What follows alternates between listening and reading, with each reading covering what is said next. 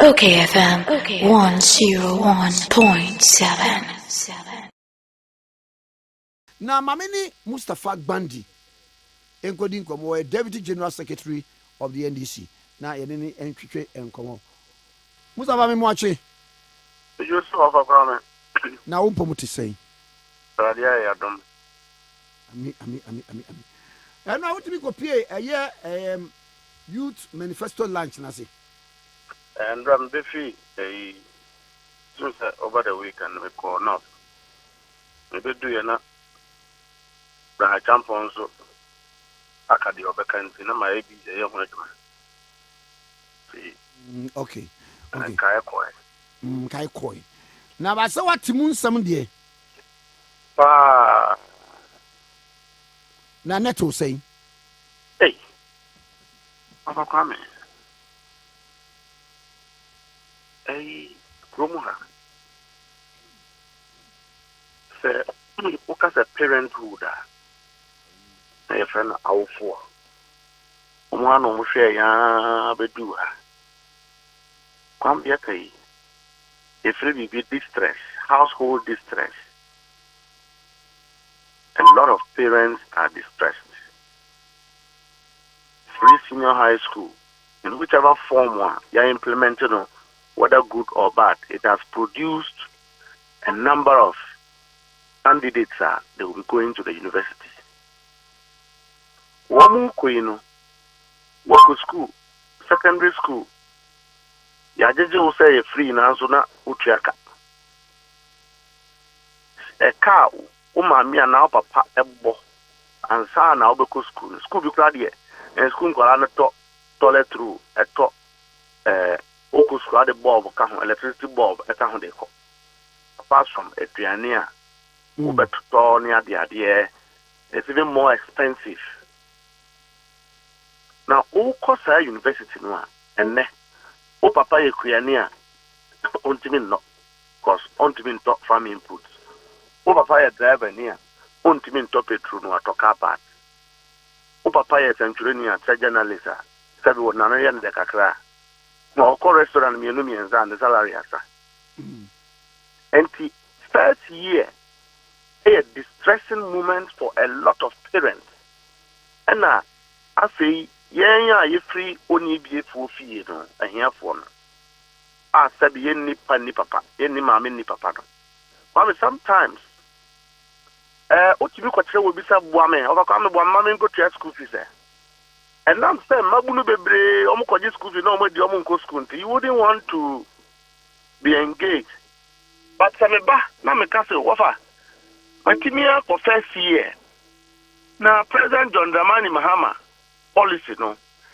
A mama go school free, a mentor school fees. Me was second year. Of a kwame, one naming school fees are over. Only share master, Colano in your dropout. Near Ube Biano, Nadia, Obeka Copa be away in your beer. Near Boca Copper. Our second year. And you cut first one via near second one. Mate. Sir Nipano Econo. First year, Unya Timi Ekomua. Takaka come and make school. I'm papa, which I knew. Sky Nipieta. Me could do school first year. I'm here, student politics. My parents never paid my school fees because I'm here for me allowance, kakaka, ultra committee. So as broke, as poor as my background has been, no, I was able to finish. Kwame, Obi Woho, when you tell me I could do school, I wouldn't say this number of periods who was school, no. You can use your extra time. School collaborate taxi. Share one more so. You said you offer your panny a piano. And to apart from the fact that it gives assurance to the young men to go to school, no, it also reduces the stress level on parents. First year, maybe I won't collaborate me and say, woman in our university, woman go free senior high school, and the Akoko. One year prepared. John Mahama said, don't worry. When man will go school, because I cry over penal. Fatuho. Yababai, a great bay. Yababai, Eniema bo so betete. Na Mustapha me bato ma me musa de we o. Me kan enne anopeya before some no be din komo say. Very doable. Yes. Na mo ba to challenge say nyame modom na mo ba to challenges bebre. Mo ba to yes your debt. Mo ba to IMF. Mo ba to ekabia ni interest no da bia ese kotua. Mo ba to oman a yayi compensation sika edi tie gmefo ka internally no a fire be more than 70%. It we na mo kan mo first kan we na mo abu akonta ahwe number of level 100 students mo be cover wo mo na scan be free Overcome ya de kanso ye be didi ya de ka nanso e mabunu nko school ya de ka nanso the youth cannot be hopeless ya de ka nanso we must produce engineers, we must produce doctors, we must produce teachers, we must reduce unemployment. You better did not go far away. You better did know. And I'm say we have internally generated funds. One, we have foreign grants. Two, we have a never be. In fact, so we share the a wastage issue government team. President Akufo-Addo appointees and quiet thing. President Mahama to me implemented the cut down of government expenditure. And poverty as a school college. Number of students are enter tertiary because NDC doesn't talk without feasibility. And to see after na omanpenyi edenedie and the communication department, ne technical department, at the figures and feasibility ni na baba bonti no bia kan bi. Ye yen cast no trasa. Ye kom ni aye hu adwuma and the Ghana for be hu calculation. Because the American it must be backed by literature. Say, yeah, comment. Yes, me say, but me bisa asemo. Ghana de kano, ye kwaji loan no amoma ye bi mo ana answer den. Ye betimi ajibosia akura de trip. Na President Akufo-Addo awaji loan, ama on the appointees. Achedi no ayi kanoforiata oji hu 100 million loan bia oji hu 9.2 million. That's current kwano. That government wastage ni corruption no utimi filia na yaji loan ni yetimi di mabunu ko school I think that is a proud loan and mabunu be so ya say you should take more loan and make us feel the impact say obi akọ free senior high school ewie na what fie na aban say ko school metua o first year you do first year na wonni bia kwame and conform be on never bo any park school come and conform a boy man in go school obi ho utibi ko to obi o ebedwam kra na wa pick you no say I will impact you now aboa mo go school. So that is not a problem, but the bigger issue is that as we speak today even parents are distressed and free senior high school students you are producing baby. If they don't have money to go to school, within the period that they have finished free student high school, Nipani Trafia obey wayward. What Trafia best at the we, or Yeska, or Trafia best at the Niama, a best say Nipano. Don't the money, Mahama said, Yababoka, Yabaji loan. So Yabaji cry, Yabaji. Naya do walk school. There is the canoe one fast walking in the car, according to the one village, one dam, one district, one factory. Ayi abayimu penyi fo achedi a wo ma nya sedjuma no it was here ya na mo baji loan na mo de aye me nya fa no ubisa bisa benya no enam say Ghana enya insolvent to the extent that we can't take a loan to educate our youth. We will take any loan to educate our youth. It is still better in terms of impact than Nkrofo a wo ma koji loan a wo ma di as we speak today. President Akufo-Addo has taken money for one village, one dam. One more discount, they didn't do the dams. We will put that money in education for free first year students in level 100. One more koji sika. Say the better planting for food and jobs. One more di. I feel you go to the presidential election. That's me I will not subscribe to any allegation without proof. Did you see? Can you point your finger to anything called planting for food and job in Ghana? Biba. What say Dr. Ufi Akoto Diakoye campaign, of which mimi ni adansi. Oh, why? Okay. You're careful, Pacho. No problem. To us, Amira. Say Tikani Yinano. Ah, one koji ne tax waiver. One more day man in the name of one district, one factory. Abra ye here sikadi asichire man ye jilos ye deka. Omo timi the millions of cedis, millions of dollars at the check foreign companies.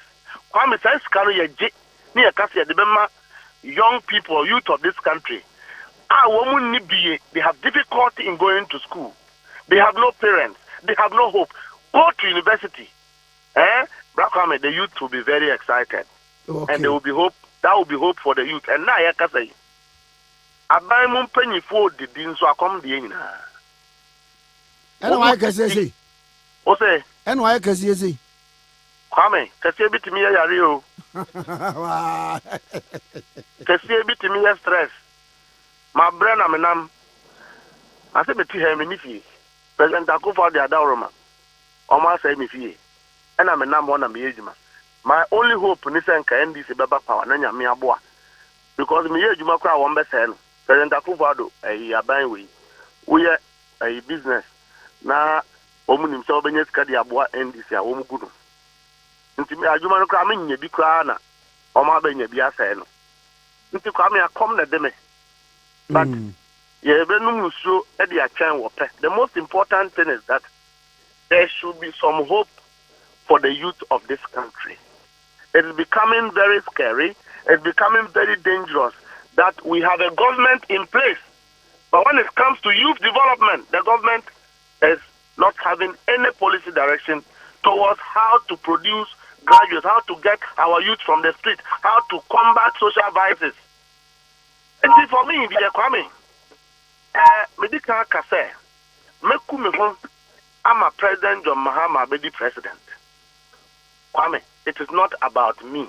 Okay. At least when you have a leader who unites society, a leader who thinks about society well, at least it represents hope than a leader who schemes, who plans to steal from society.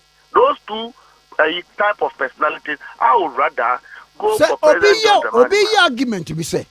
Yeah. Professor Yewra Mahama, what did be paying? Yeah, what can we moon? Other than the first term, no 1 year bimpo, and say, okay, me bar government is a continuum. It may be twice. Hi. What the President Mahama 4 years as president? Added to President Akufo 7.5 years. It is a mismatch. In terms of Juma, President Mohammed, in terms of Enyama Wayadia Wagana, at least say who project now, I know that President Mahama, 1, is not corrupt. 2, President Mahama is not so insensitive to steal public funds the way we see today. President Mahama is not wicked. He doesn't destroy people's business. Kwame, I remember. The question is, these promises, they are not promises. They are policy frameworks. Policy framework. I should put it. Okay, nice. The first term, and no other one you be. I didn't know about 14, and I want to mean Yanyama Dabakuda. Okay. President Mahama Baya Wayebi, Okaya, a NDC Abreso, and a single spine salary structure. Okay. Obaye, he saw to its full implementation. Obaye, undertaking road infrastructure evolution. Obaye, no say in terms of education, hospital, let us prioritize ourselves. And you see, are dying. At the time that he was doing this infrastructure, now Nipa ekom the warm to Ghana for say, you are not paying attention to us alone until we are not satisfied. We are putting you to the bench, and on the bench. And I'm for President Akufo-Addo buy. Senate President Akufo-Addo is a retrogression. And I Ghana for the Brabium number for what the NA with Juma and also some bar. And Mabunua more for Munisika Mobeko School. First year university Mobeko free. Means also the 24-hour economy. No. By first year, second year, third year, fourth year, me a creating a Numa Baby. Na free school ubenye Juma aye. Don't forget, sir, student loan is in place. Kwame Yeko school. First year, Ubekono, we apply for student loan during orientation. Student loan ni kwa beba second year. And answer second semester, first year. And Ubeko school kranwa, we apply for student loan no mano in term because of processes are AC. And for me, I say me the Ubeko school, me turn the 24-hour economy aba, who create jobs. You will reduce the taxes. Now, obia tiniye buye ejuma no afan kropo. Government is intentionally prioritizing job creation and to deal with unemployment issues. Now, me ya say industrial base, you know. And we say, okay, so you can see be create jobs, crana jobs, no, types of jobs, bay. Na, yet me feed youth no into them. The 24-hour economy is an industrial-based job creation policy initiative. One, every company under that scheme would have incentives for government that will help the person to run. The priority of government is that more people must get jobs. So even if government reduces taxes, the amount of tax to get, and a lot of Ghanaian youth are employed. For me, it's a prudent policy. Number two, President Mahama has talked about agricultural industrialization. If we industrialize that, I will go into farming. I will employ people to work. It will reduce unemployment. Whatever job you are talking about, let the youth get employed. When they have job, we can implement credit rating. And yeah, be more. Munyan creative jobs. Now, so must say more by your credit rating when there is unemployment in the country. How are you going to do that? But we are saying that we are going to prioritize job creation. We are going to prioritize industrialization for companies to be able to run freely. And nothing. And for imported cars. And in Niama Bebre, Togo. They are all doing it through Togo. Some of them find illegal means to get the things into the country. Why don't we reduce tax at the port so that every Ghanaian can import? We have a lot of companies here that depend on importation of raw materials in order to run. Why don't we help these companies to run? At least when they are running, goods and services will be in the market at a reduced cost. Jobs creation will be very high. Why do we prioritize corruption? Within that realm of 24-hour economy, no, and no, private sector driven, and now say it is saying, and now a buying should be creative in human who do and also a befa. 24-hour economy, no share in two parts. The private sector responsibility and aspect, then the public sector initiatives that will drive the entire policy. So, for example, OKFM, everybody listens to you in Ghana. Come here, about 10, no more pong, no more day, as of war preaching at their tomb. Now, it is only because Ghana phone you now would have gone to sleep at that time because there's nothing to do. 24-hour economy, no.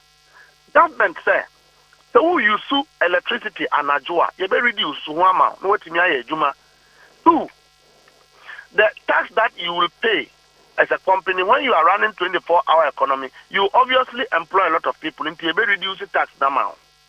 We create a robust policing, just as they are doing now, so that there can be police visibility to combat crime. Then it means that What say anajono? Obi a autumn drugstore, he can operate in the night. Obi a Baba say your drugstores need be a 24-hour service. And yet all the places. Kwame. At the time our President Mahama was saying this, he knew that there were even some factories that ran in the night. But there must be a deliberate government impactful policy to see this being championed. NTSA, police for visibility, no, so the banking sector can operate in the night because there's an assurance there. The drugstores will work, filling stations will work, robbery will not happen because there's an assurance there. Nobody will come and take your money. People are moving. Business is going on. Kwame Adebecheno, one more free boku, one more free abiku one more free baby beton yama wakano na anajinomu na to omu nyama wo traffic will reduce in this town. Kwame number 2, in terms of public, say, Uko hospitals here, they run 24 hours. Uko hospital here Najua, yet two another. But in the night, it is restricted to certain services. Now, we employ a lot of doctors. Drugstore. Yeah. Drugstore, no.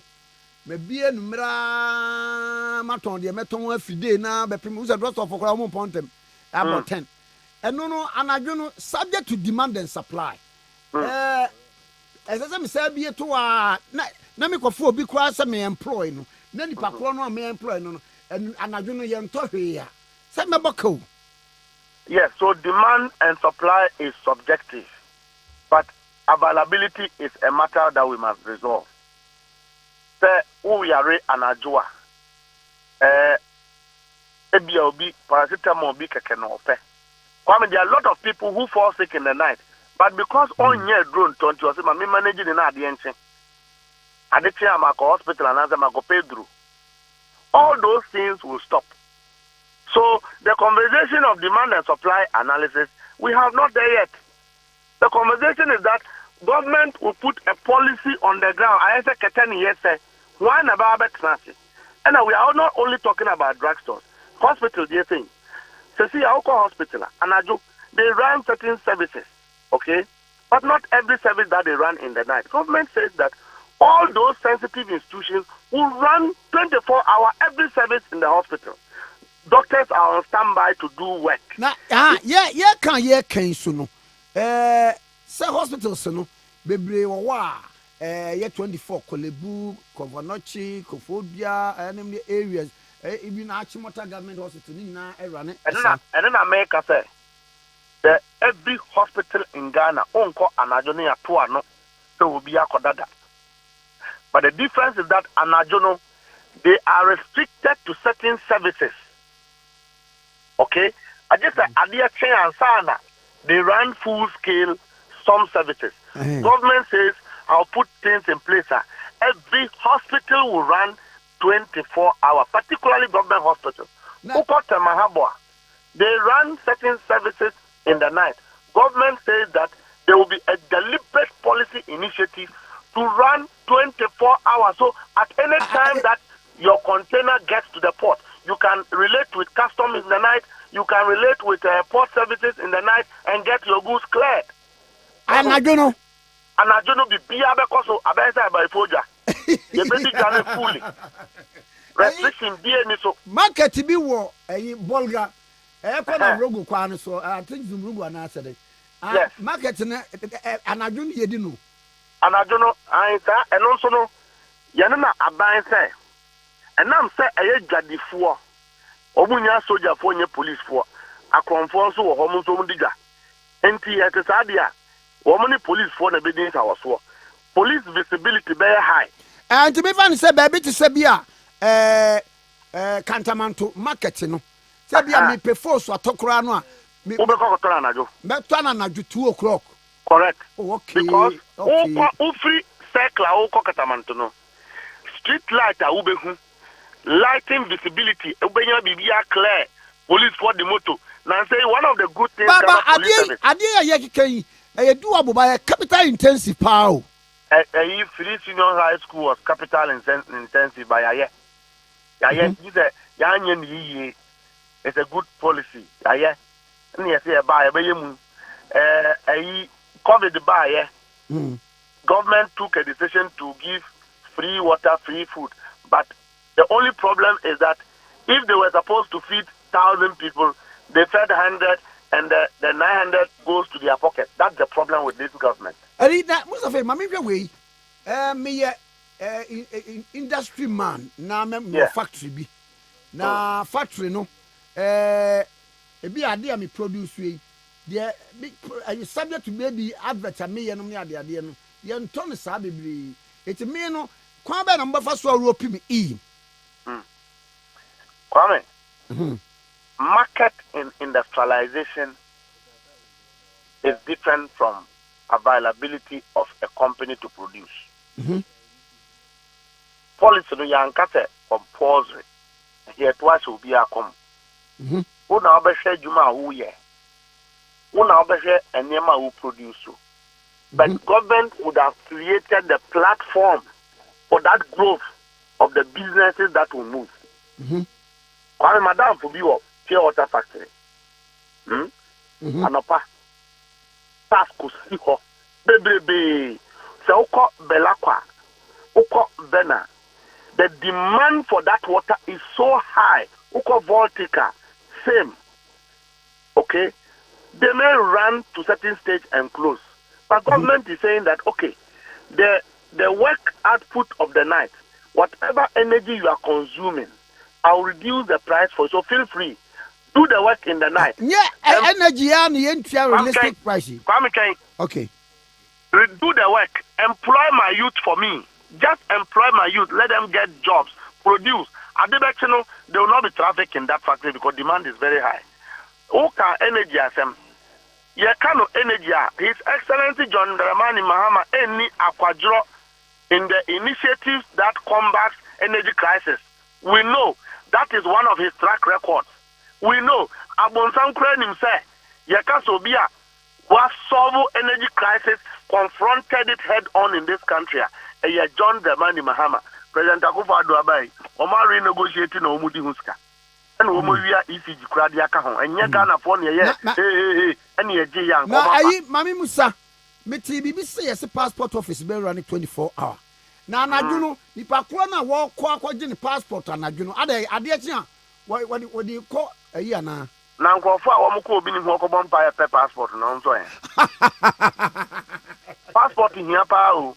I know, saying about that, and Najudia won't care my dear. That be, oh, who's a talk for her? Is there also Kodaka and one? I don't know.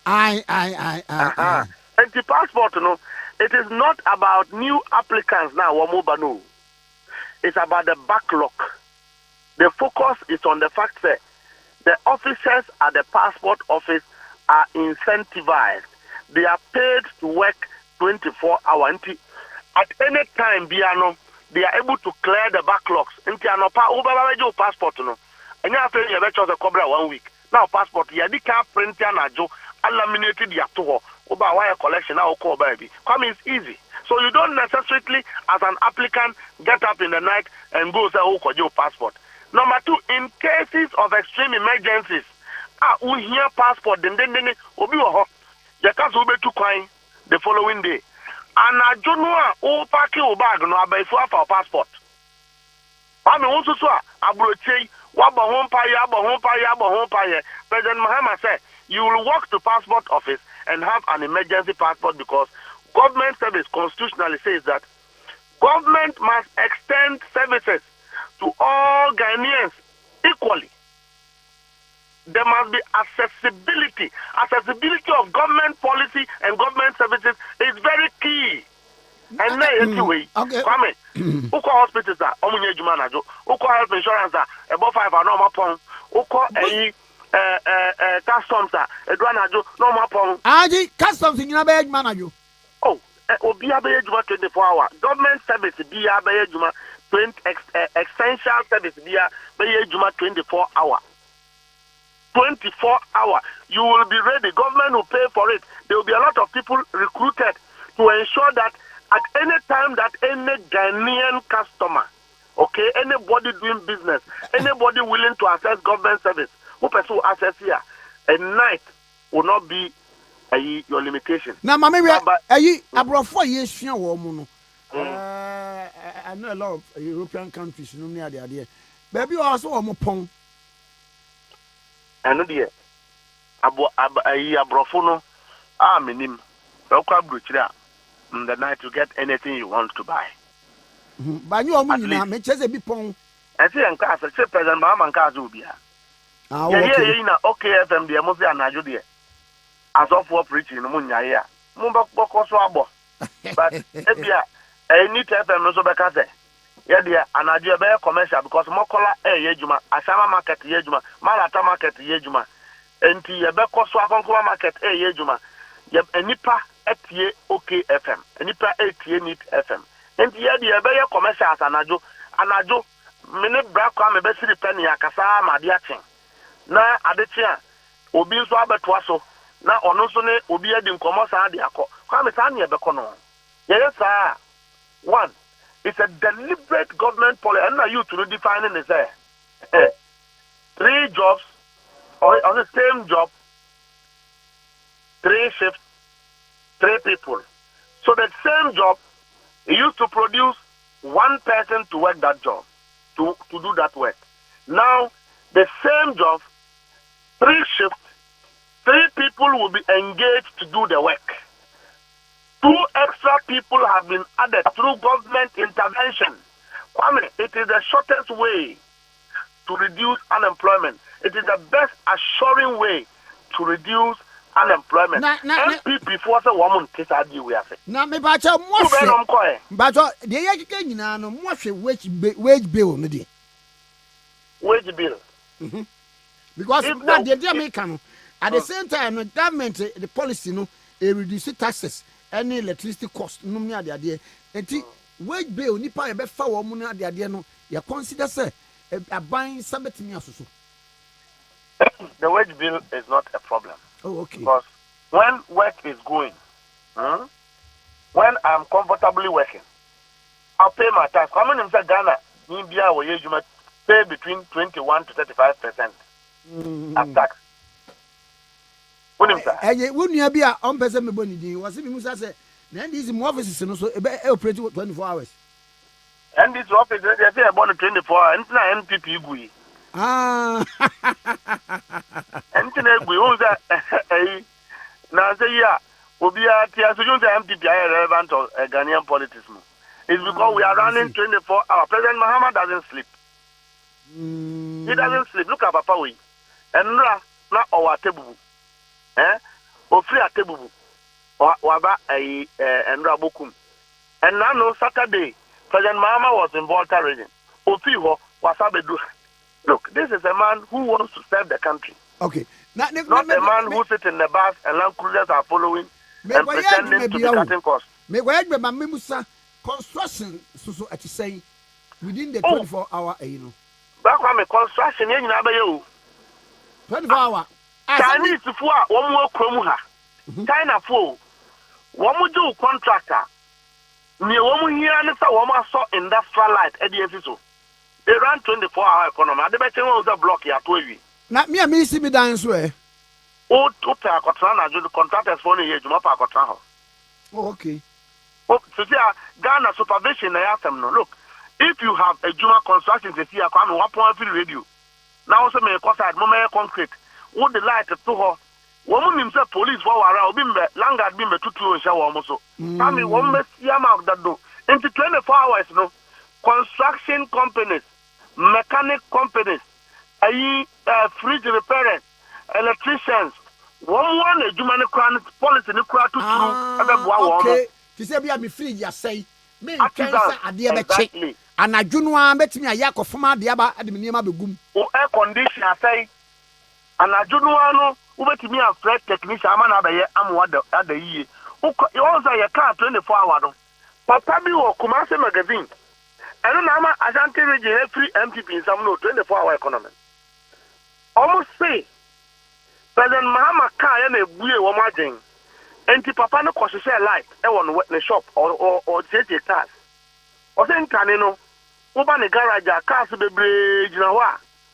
onye ntimi say because oye adwuma na ebo 5 10 upon President Mahama beka 24-hour economy pe afei de anajuno no aso ne nkwala na omo ye adwuma.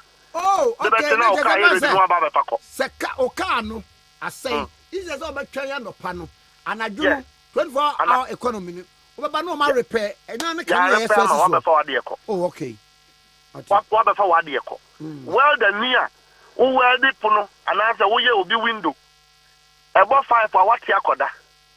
And I'm the usro and there's no motivation.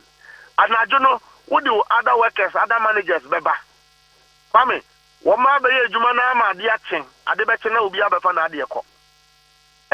Radio repairers everything here 24-hour because they have to just train a lot more people. Kwame, artistic work no, artisan work no, and no crowd at 24-hour no yema wo. Kwame, if I am doing construction, now obeko yes, it's here making for no. One to 300 blocks are now one upon.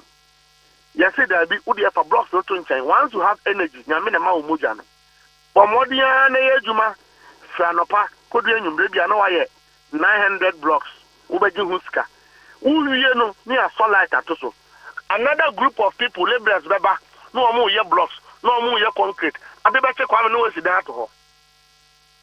I bet you know what's there to her. I'm not telling you scout from Hamo Muniaje. And man so ni budget because I'm not telling you scar. Now I'm maniaje. Kwame will be any budget. Obi in Kobokrono, Obi in Konumu, Obi in Koyabone, na police watching, Obi in Korea Ponche. So when people say that, a young MPP say they don't understand 24-hour economy, you want to ask that classroom ban woman, because this is very simple. A simple and concise. MPP for pen home so woman tiasia. Okay. Because every woman tiasia that every jomama odie a woman tiasia. And Dr. Mahmoud Bawumia beka ya nka MPP for nya tiasia. Woman beka a credit rating. Explanation say one mobile phone, 1 CD a month. A tool so all my jahoka. Nana mamena wase wati. Besmedase Mustpha Gbandi, Deputy General Secretary of the NDC. Na yeneno arching kono K101.7 so in na okayfm 101.7